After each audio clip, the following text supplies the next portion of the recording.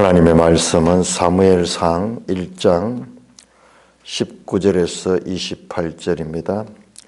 사무엘상 1장 19절. 그들이 아침에 일찍이 일어나 여호와 앞에 경배하고 돌아가 라마의 자기 집에 이르니라. 엘가나가 그의 아내 한나와 동침하며 여호와께서 그를 생각하신지라. 한나가 임신하고 때가 이르매 아들을 낳아 사무엘이라 이름하였으니 이는 내가 여호와께 그를 구하였다 함이었더라. 그 사람 엘가나와 그의 온 집이 여호와께 매년제와 서원제를 드리러 올라갈 때에 오직 한나는 올라가지 아니하고 그의 남편에게 이르되 아이를 젖대거든 내가 그를 데리고 가서 여호와 앞에 뵙게 하고 거기에 영원히 있게 하리이다 하니 그의 남편 엘가나가 그에게 이르되 그대의 소견에 옳은 대로 하여 그를 젖대기까지 기다리라. 오직 여호와께서 그의 말씀대로 이루시기를 원하노라 하니라.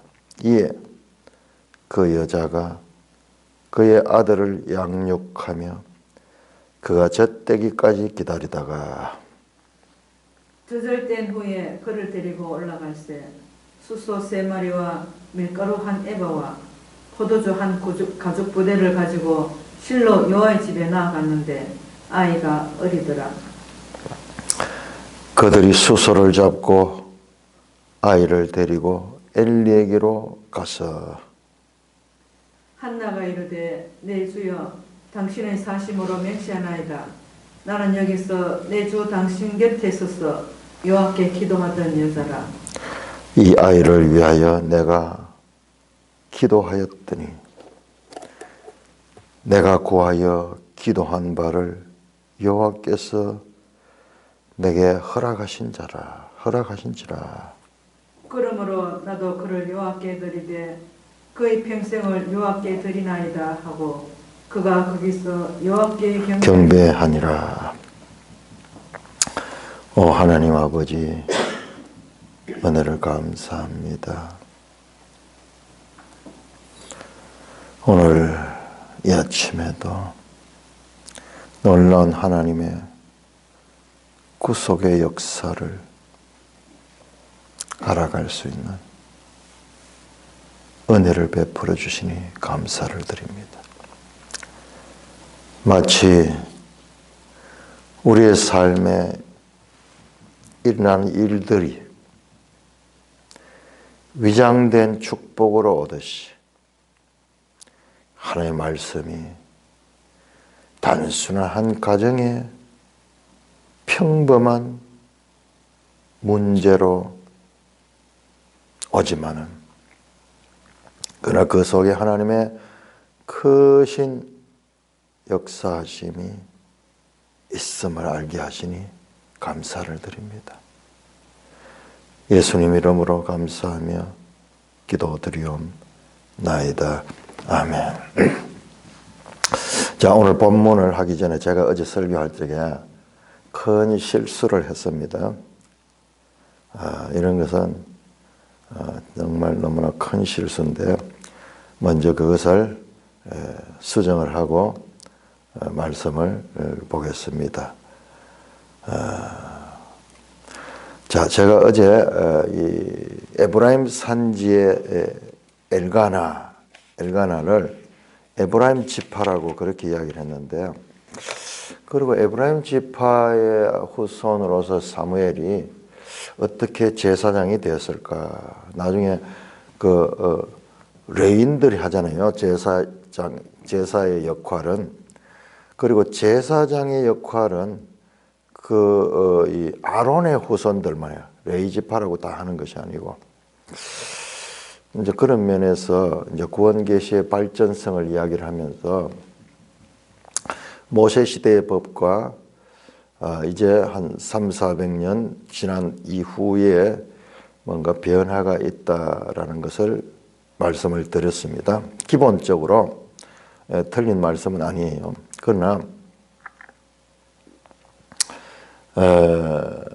이 엘가나 이 사람은 에브라임 지파가 아니고 에브라임 산지에 살고 있는 레위 지파예요. 레위 지파. 그래서 그 부분에서 제가 에브라임 지파라고 이야기했던 것은 그냥 표면적으로 성경을 봐서 그런데 자 그것을 한번 확인해 보겠습니다.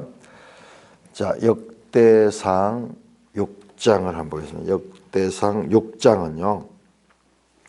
이제 우리 큰 그림을 역대상 6장은 뭐냐면 레위 지파에 관한 족보입니다. 역대상이 시작이 되면서 창세기에 나왔던 이 아담부터의 그 족보가 나오죠. 역대상이 신기하죠. 그 역대상은 이스라엘 역사 전 역사를 다시 한번 정리하는, 그러니까 이게 나중에 후대에 기록된 열왕기보다도 후대에 기록된 말씀입니다. 역대상 1장에 아담, 셋, 에노스부터 나오죠. 그리고 12지파에 대해서 쭉 나오는데 6장은 전체에서 중간쯤 되는데 이 6장에 레이의 지파가 나옵니다. 6장 1절 레이의 아들은 게르손과 그핫과 머라리요. 계속 많이 나오죠. 게르손, 그핫, 머라리. 게르손, 그핫, 머라리 많이 나오죠. 자, 레이의 아들은 그래서 이 레이의 자손들을 쭉 이야기를 하면서 사실 엘가나라는 이름이 제가 찾아보니까 너무 많이 있어요. 25절도 보세요. 엘가나의 아들은 나오죠. 26절에 엘가나로 말하면 28절에 그의 아들은 엘가나라. 엘가나는 이름이 너무 많기 때문에 우리도 이 족보를 보면은 사실상 이름 세자로 되어 있잖아요. 대체로. 그러니까는 그 같은 이름들이 많이 있어요. 그래서 어느 시대에 누구의 아들 또는 더 족보를 더 복잡하게 봐야 돼요. 그 할아버지는 누구고, 할아버지 아버지는 누구고. 그러니까는 이 역대기에서 다시 한번 보세요. 역대기가 아니라 사무엘상에서 사무엘상 1장 이 엘가나를 소개할 때 이렇게 복잡하게 소개했던 이유가 있어요. 엘가나는 사람이 그는 여로암의 아들이요 엘리후의 손자요 도후의 정손이요 수베의 현손이라. 요게 다 맞아야지 요 사무엘서에 나오는 엘가나인 거예요. 이게 엘가나는 이름이 너무 흔하기 때문에 누구의 아들, 누구의 손자, 누구의 정손, 누구의 현, 여기까지는 맞기가 어렵거든요. 심지어는 2대까지도 맞을 수 있어요. 그러나 3대, 4대, 지금 여기는 5대까지입니까? 이렇게 맞을 확률은 거의 없어요. 그래서 엘가나는 이름이 일단은 이 엘가나는 이름이 레위 지파에서 이렇게 많이 나오고 있고요. 그 다음에 33절에 보면은 31절부터는 이제 레위 지파로서 여호와의 성전에서 찬송하는 직분을 맡은 사람들의 이야기예요. 그런데 이제 33절에 보면 직무를 행한 자 그의 아들들은 이라냐 그하스의 자손 중에 헤마는 찬송하는 자라 그는 요엘의 아들이요 요엘은 사무엘의 아들이요. 자, 요건 지금 거꾸로 올라가는 거예요. 거꾸로. 요엘은 사무엘의 아들이고 그럼 사무엘의 아버지 엘가나가 되겠죠. 사무엘은 엘가나의 아들이요. 그러면 엘가나는 우리 보니까 엘가나는 사무엘상 1장에서 엘가나의 아버지는 누구냐 그러면 여로암이네요. 맞네요. 자, 사무엘상 1장 1절 2절과 지금 이 역대상 6장을 맞춰봐야 돼요. 사무엘 엘가나예요. 엘가나는 여로암의 아들이요. 맞습니다. 요 2대까지 맞습니다. 그 다음에 여로암은 엘리엘의 아들이요. 여기 좀 차이 나네. 엘리후의 손자라 그렇게 했는데 엘리후와 엘리엘 아마 이름이 같은 이름을 같아요. 그 다음에 엘리엘은 도아의 아들이요. 자, 사무엘서는 도후의 정선을 도아 이름이 거의 같죠. 같은 이름입니다. 도아. 이 사무엘상을 기록했을 때와 역대상을 기록했을 때 시차가 많이 있어요. 시차가 몇백 년 시차가 나는데 우리도 보면 우리 한글에 보면은 완전히 다르잖아요. 세종대왕 때하고 지금하고 읽을 수 없을 정도로 차이가 나잖아요. 그리고 발음 기호라든지 이런 것들이 많이 정리가 되죠. 자, 그 다음에 숲의 현손, 숲이 나와야 되죠. 또아의 아들, 또아는 숲의 아들이요. 숲은 엘가나의 아들이에요. 엘가나는 또 엘가나 나오죠. 그러니까는 이 사무엘은 여기를 보니까는 이 레위 지파요. 그런데 왜 에브라임이라고 그렇게 말씀해서 이렇게 하고 에브라임 산지에 에브라임 사람 엘가나라 그랬잖아요.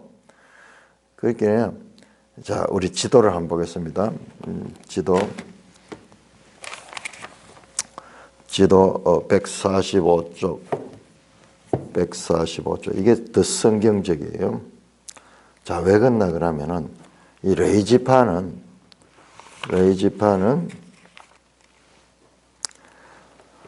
145쪽에 보면은 144쪽에 보면 이스라엘 각 지파에게 땅이 12지파에게 땅이 분배되어 있잖아요. 그죠? 레위 지파는 그 12지파에 흩어져 있었잖아요. 다 흩어져 있었잖아요. 그래서 12지파에게 하나님의 말씀을 가르치고 종교적인 그런 이 지도자의 역할을 하는 역할을 보여야 되기 때문에 레위 지파에는 기업이 없고 각 기업에 흩어져서 살 수 있도록 되어 있죠. 거기 보니 에브라임에 보니까 에브라임에 거기에 지금 동그라미하고 그 녹색 동그라미가 있는데 에브라임에 레위 지파들이 동그라미가 여기 레위 지파의 성읍이거든요. 녹색도 레위 지파의 성읍이에요. 그런데 동그라미 그냥 흰 동그라미는 위치가 정확하지 않을 수 있다 하는 거예요. 그래서 총 48곳에 흩어져요. 48곳에 레위 지파의 성읍들이 도피성이 6곳이고 레위 지파의 성읍이 42곳입니다. 그래서 또 48개의 성읍에 레위 지파는 흩어졌습니다. 여호수아 21장 8절에 나오죠. 여호와께서 모세에게 명령하시되 이스라엘 자손이 제비 뽑아 레위 사람에게 준 성읍들과 그 목초지들은 이러하니 흩어가지고 그 역할을 맡겼어요. 그러므로 에브라임 땅에 살고 있었지만은 그가 레위 지파였다 하는 것을 우리가 확인을 하게 되는 것입니다. 엘가나라는 이름이 이렇게 흔한 걸 보니까는 뜻이 좋은 것 같아요. 엘가나라는 뜻이 뭐냐? God has possessed. 하나님이 소유하신다. 또는 하나님이 창조하셨다. 그런 이름의 뜻을 가지고 있어요. 하나님이 창조했다.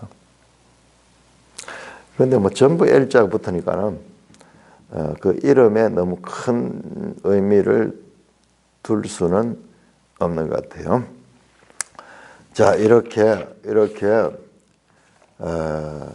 엘가나 가문이 레위 지파였다라는 것을 말씀을 드리고 정전하고 앞으로 이 말씀을 전할 때 더 겸비한 마음으로 어느 한 말씀도 소홀하게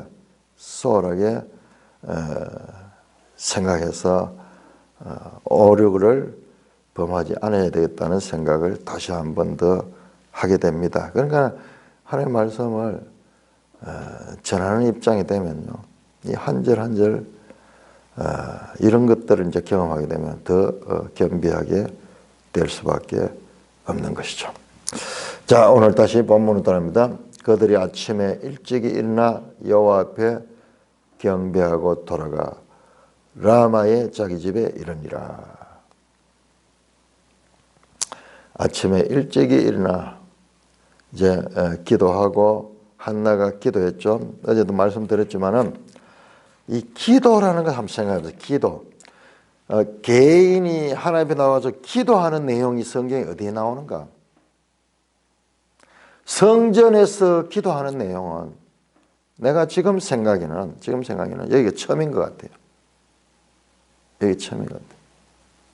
이제 나중에 솔로몬도 성전에서 기도하고 그리고 그 이후에 이제 성전에서 기도하는 내용들은 여러 곳에 나오지만은 그 처음 성전에서 기도하는 모습은 이 한나 개인이 처음으로 등장하는 것 같습니다. 뿐만 아니라 이 기도는 상당히 비중이 있고 중요한 메시지로 이어집니다. 2장이 한나의 기도거든요. 자, 그래서 오늘 이제 그때 한번 찾아보고 일단 전체적 흐름을 늘 봐야 돼요. 우리는 성경을 볼 적에 성경은 지금 한 장이 한 장으로 머무르 있는 것이 아니라 이 한 장은 저 하나님의 큰 뜻을 위하여 거기에 흘러가고 있는 과정이라는 것을 항상 역사서를 볼 적에는 그것을 염두에 둬야 돼요. 우리는 그래 안 보고 이걸 딱 잘라가지고 요 안에서 무슨 도덕적인 교훈, 윤리적인 교훈 이런 식으로만 보게 되면은 틀린 건 아니지만은 너무나 부족한 거예요. 큰 흐름을 놓쳐버리면은 역사서는 안 되는 거예요. 사무엘상 시작할 때 그렇게 이야기했죠. 사실상 원어로 보면요, 그게 명확해요. 그러나 그리고 한 사람이 있었습니다. 그는 에브라임 출신 지역에 살고 있는 엘가나였습니다. 이렇게 시작이 돼요. 그리고 한 사람이 있습니다.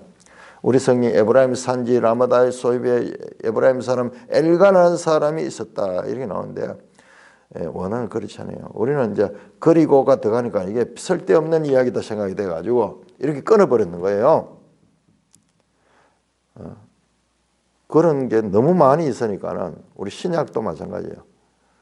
그리고 또는 접속사 그리고 인원 원인 이런 이야기들이 되게 많이 나와요. 그러니까 이 번역을 하면은 좀 매끄럽지 못해요. 그렇다고 해가지고 이제 의역을 하는 거죠. 줄일 건 줄이고 그렇게 했는데 그렇게 하면서 한편으로는 또 중요한 그 연결성, 성경과 성경의 연속성을 놓칠 수 있다는 거예요. 아마 번역의 한계일 거예요. 한계. 그러니까 이거는 지도자들이 이걸 가르쳐 줘야 되는 거예요. 자, 역사서 창세기부터 저 에스더까지 17건이 그 이야기가 다 그리고로 연결되어 있다. 요거 하나만 알아도 우리가 구약 성경을 이해하는데 얼마나 큰 팁을 가지게 되는지 몰라요. 그러면요, 나머지 이 선지서 17건도 이해하는데 너무나 좋은 거예요. 왜? 이 역사서의 어느 시점과 맞추면은 출발부터 그 배경을 다 알 수 있는 것이거든요. 근데 우리가 그런 가르침을 교회 신앙생활 수십 년 다니면서도 그런 말 하는 걸 한 번도 들어본 적이 없는 거예요. 너무 엉터리잖아요. 너무 기본이 안 돼 있잖아요. 어떻게 해서 하나님 말씀을 매주 배우고 그 말씀을 통독하고 그렇게 한다 그러면서도 어떻게 이런 기본적인 것들을 우리가 소홀히 하는 거예요. 그러니까 깨닫는 것이 둔한 거죠. 원리와 기본적인 것과 같은 공식들 이런 것들을 모르고 어떻게 이 학문적인 발전이 있을 수 있겠어요? 우리는 성경을 공부하는 자들이 공부하는 자. 자, 1장 19절 그들이 아침에 일찍 일어나 이제 그 성전에서 제사장 들어갔는데 이제 기도에 응답을 받았던 것 같다 그랬죠. 이 한나가 얼굴에 다시는 근심이 없다. 근심을 많이 가지고 와서 성전에서 기도했는데 이제 자신이 그 기도를 한 다음에 하나님께서 내 기도에 대한 응답을 하실 것이라는 그 믿음을 가졌는지 완전히 달라졌어요. 그래서 아침에 일찍 일어나 여호와 앞에 경배하고 돌아갔습니다. 이 한나의 행동을 보면요, 아주 단호해요. 어영부영하지 않습니다.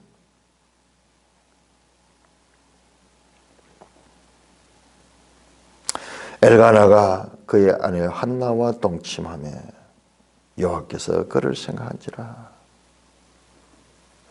여호와께서 그를 생각한지라. 이 단어가요, 이 노아의 홍수 때도 나오는데 8장 1절, 창세기 8장 1절에 여호와께서 노아를 생각하시고 물을 감하게 하실 때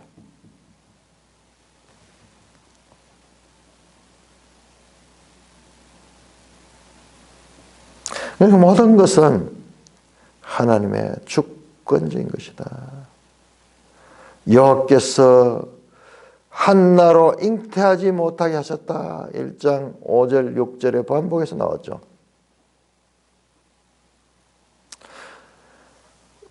우리는 사무엘서뿐만 아니라 선지서에서도 역사의 주관자는 하나님이시다 라는 것을 알 수가 있습니다. 이 성경적 역사관이에요. 성경적 역사.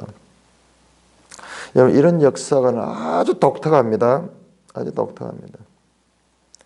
많은 인류의 현인들은 불교도 그러하고 이 역사를 순환으로 봐, 순환. 그래서 윤회라 그러죠, 윤회. 계속 같은 내용들이 반복되는. 근데 그들이 본 것이 상당히 지혜가 있어요. 왜 그러나 그러면은 우리가 살고 있는 시간을 보면은 봄, 여름, 가을, 겨울, 봄, 여름, 가을, 겨울 끝없는 순환이잖아요.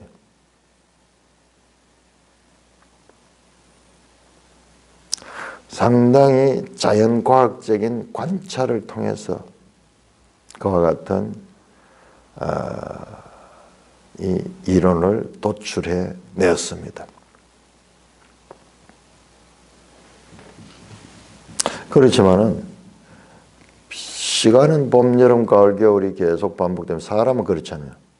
사람도 한 번, 두 번, 세 번, 네 번, 다섯 번 나이 들수록 계속 반복이에요. 반복. 그러니까는 그럴 듯하고 그런 것 같지만 그러나 사람은 그 순환에 계속해서 참여하지 못하면 나이 들면은 죽어버려요. 그리고 또 새로운 아이가 태어나서 또 이어지고. 그러니까 이게 상당히 인간적인 그런 이 관찰의 자연과학적인 관찰의 결과로 그런 생각을 가지게 되는데, 그러나 성경은 그렇지 않아요. 성경은 하나님께서 직선적인 역사, 한 목표점을 향하여 이 역사를 운행하고 계신다.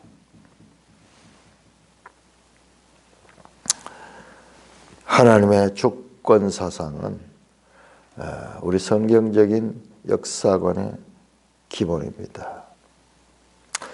자, 한나의 불임 문제. 이것은 인간의 한계 상황이에요. 불임만큼 인간의 한계 상황을 생생하게 피부에 와닿게 보여주는 그와 같은 상황이 없습니다. 어떤 사람들은 결혼해서 자식들을 잘 놓는데 아무리 원해도 자식을 놓지 못하는 불임이라는 이 문제는 성경에, 특히 구약 성경에 가장 많이 나타나는 그와 같은 사건입니다. 사라가 그랬고요. 리브가도 그랬어요. 라헬도 그렇고 저 삼손의 어미 마노의 아내도 그랬어요. 이 불임은 인간의 무능력을 나타내는 가장 피부에 와닿는 그와 같은 사건이고, 이와 반대로 그 불임의 여인에게 하나님의 능력이 임할 적에 그 불임의 여인이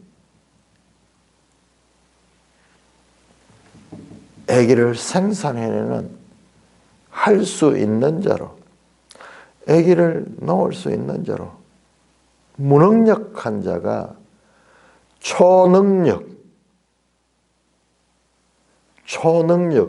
하나님의 능력을 입을 때는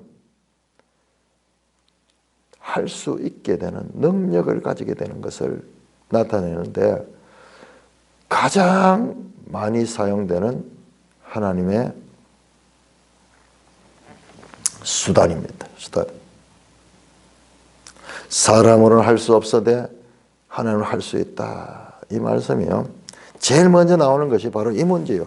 자, 우리 창세기 18장 한번 가볼까요? 창세기 18장. 그러나 이런 일은 아주 특별한 일이에요. 특별한 일. 그렇기 때문에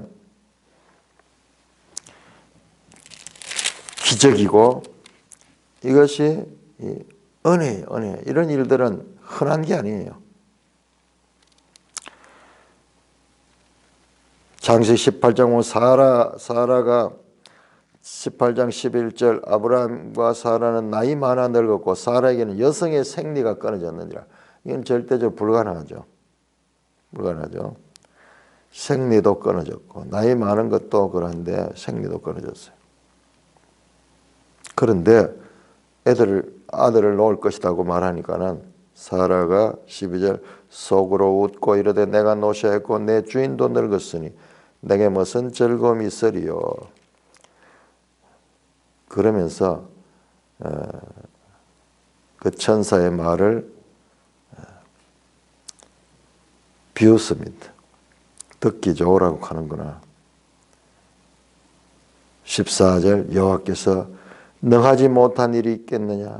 기한이 이를 때 내가 다시 돌아라. 사라에게 아들이 있으라. 여호와께서 할 수 없는 일이 어디 있느냐. 그러므로 하나님의 능력을 나타내는 가장 피부에 와닿는 이 사건들이 이 불임을 하나님께서 불임의 여인에게 자녀를 놓게 하고 그 자녀를 통해서 하나님의 역사를 이어가는 그와 같은 것입니다. 이 성경에서 아주 중요한 그와 같은 하나님의 능력을 나타내는 사건이죠. 여호와께서 그를 생각하니까 한나가 임신했어. 때가 이르매 아들을 낳아 사무엘이라 이름했다. 어떻게 하다가 우연히 그렇게 됐는가 아니겠는가. 그렇게 생각할 수도 있겠죠. 그러나 이어지는 한나를 보면 믿음이 확실히 이 모든 것은 하나님 하셨다. 엄청난 믿음이죠. 자, 우리도 보면은 이런 이야기들이 많죠. 자녀가 없어가지고 그래가지고 저 팔공산에 가가지고 부처님 앞에 빌어가지고 그래서 자녀를 낳았다. 그래서 그 아이를 마치 사무엘서 똑같아요. 그 아이를 절에 바친다든지 그 아이를 평생 이제 그 부처님을 섬기는 그런 인물로 그렇게 만들도록 부모가 그렇게 하는 경우가 많이 나오잖아요. 옛날 우리나라 이야기 보면 그런 거 많이 나오잖아요. 너는 부처님께 기도해서 나왔다. 그런 이야기. 그럴 수도 있어요. 그럴 수도 있어요. 그러나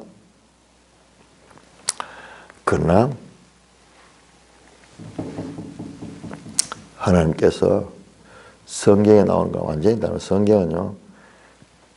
하나님의 구속사의 도구로 그것이 사용됩니다. 그런 면에서는 완전히 다릅니다.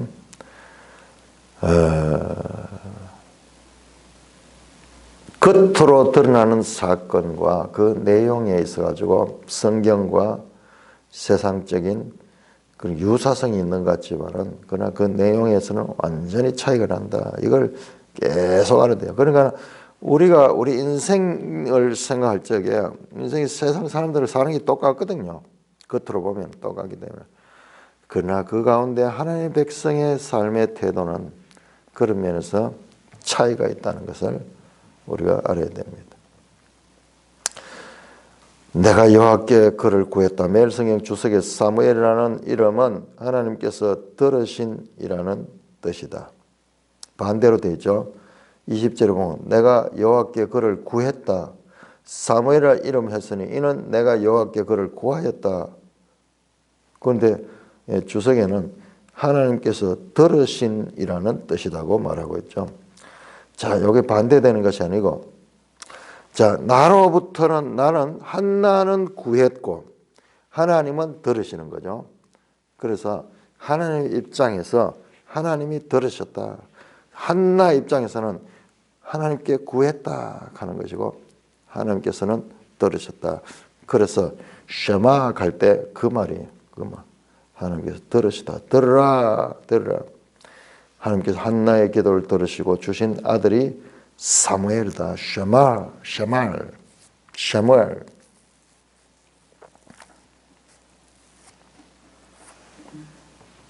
하나님이 내 기도를 들어주셨다. 그래서 사무엘이다. 그리고 자기가 서원한 게 있잖아요.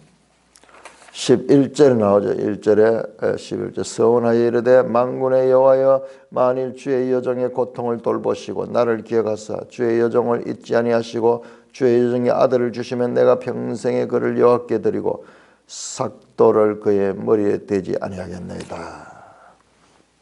나실인 서원을 했습니다. 그런데 이 한나는 이 서원을 철저하게 지킵니다. 21절 그 사람 엘가나와 그의 온 집이 여호와께 매년제와 서원제를 들어올릴 때 오직 한나는 올라가지 아니하고 그의 남편에게 아이가 젖을 때거든 내가 그를 데리고 가서 여호와 앞에 뵙게 하고 거기에 영원히 있게 하리라 하니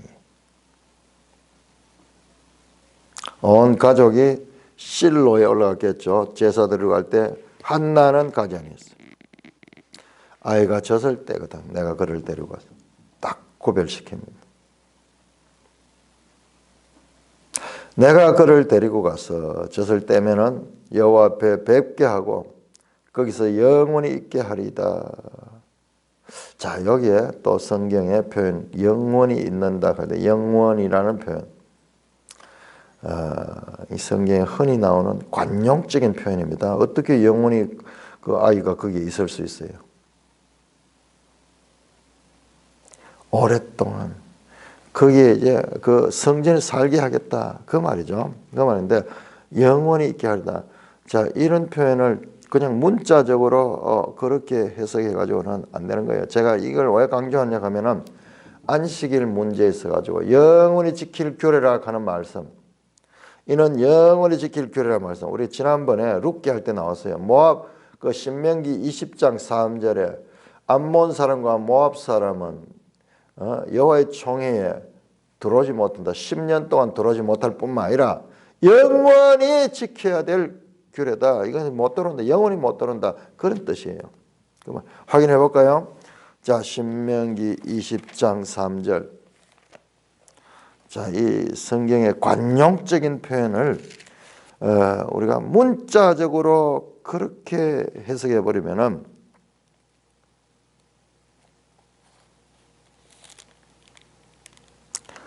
신명기 20장 3절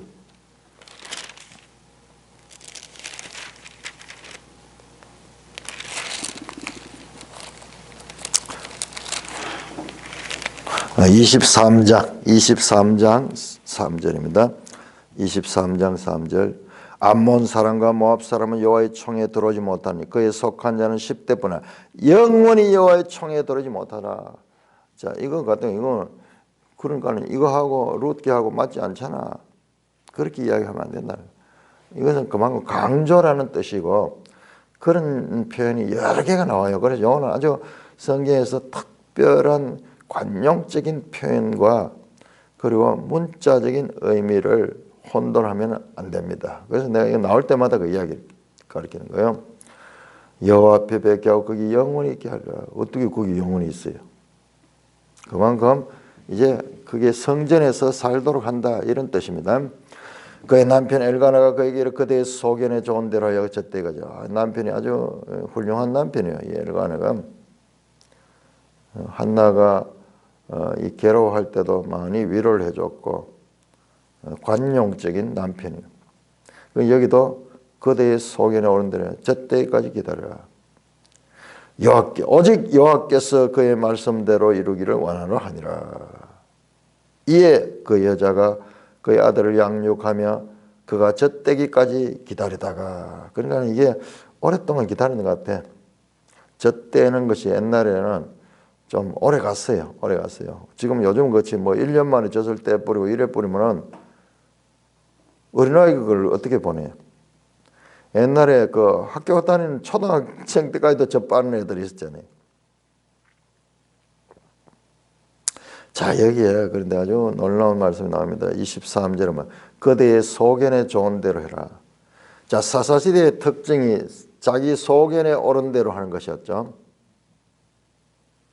그래서 아주 부정적으로 우리는 그것을 봤는데 여기에는 아주 긍정적인 의미로 사용되고 있습니다. 그대의 소견에 옳은 대로 하여 그를 젖되기까지 기다려라. 자, 이 한나의 소견이 뭐예요? 하나님께 대한 서원, 하나님께 대한 약속한 것을 지키겠다는 것과 같은 생각입니다. 그 생각을 존중해 주는 거예요.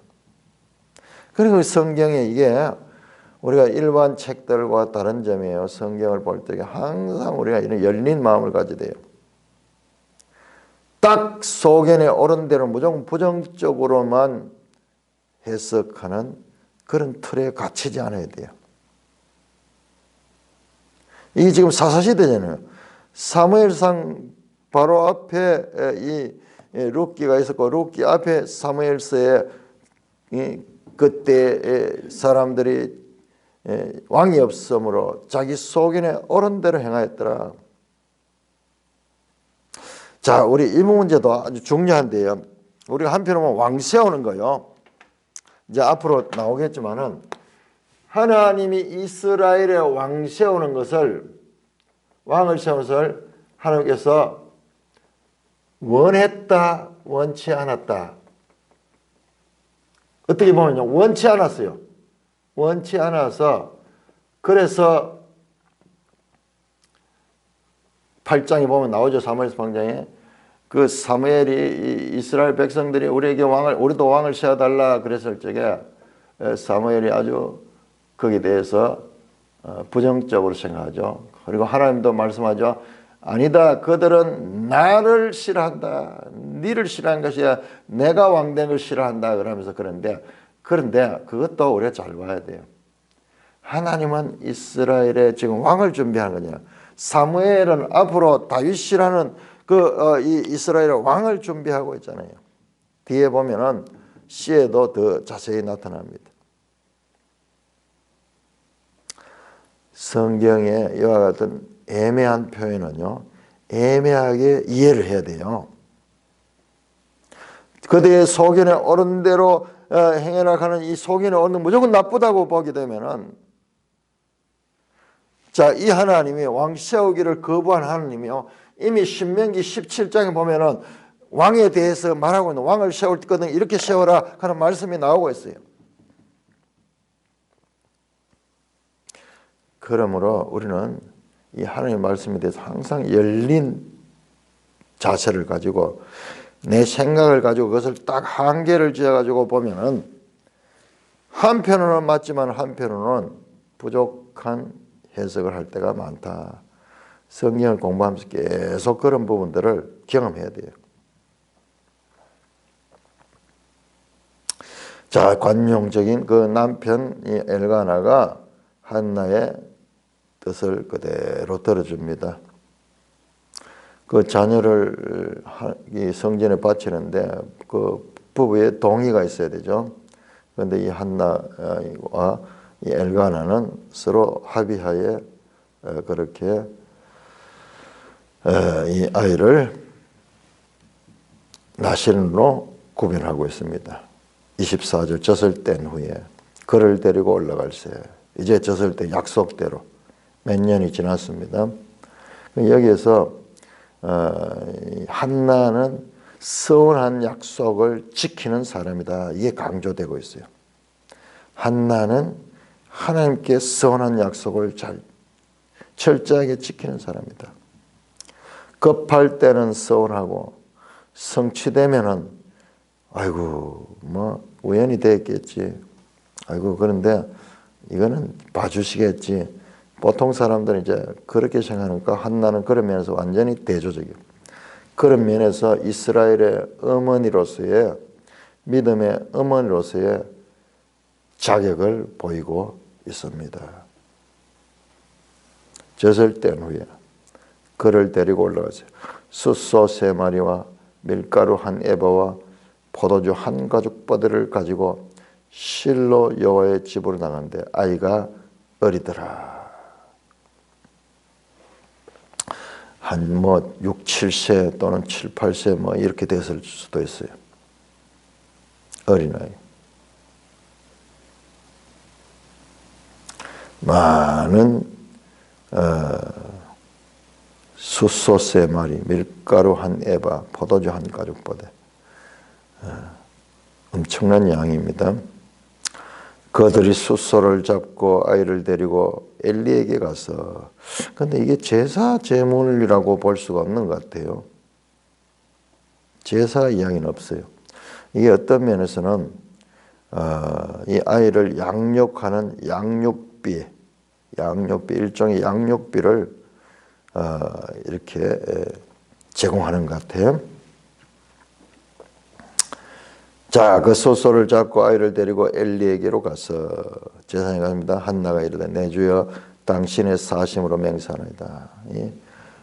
비둔하고 이 분별력이 없는 제사장이지만은 그 엘리에게 한나는 내 주여라는 표현을 계속합니다. 1장 15절에서도 그렇게 말씀했고 여기도 내 주여 당신의 사심으로 맹세합니다. 나는 여기서 내 주 당신 곁에 서서 여호와께 기도하던 여자입니다. 엘리는 다 잊어버리겠죠. 웬 여자가 와 술 취했나? 와 저렇게 저렇게 막 요즘 교회 힘든 사람 막 통성 기도하고 막 이랬을 때 사람들이 막 나무란다 하듯이 그랬던 여자였습니다. 이 아이를 위해 내가 기도하였더니 내가 구하여 기도한 바를 여호와께서 내게 허락했습니다. 자신의 기도한 것이 하나님께서 응답하셨다는 것을 확신을 합니다. 그 서원대로, 그 기도할 때 서원대로 나도 그를 여호와께 드리고 그의 평생 여호와께 드리나이다 하고 그가 거기서 여호와께 경배했다.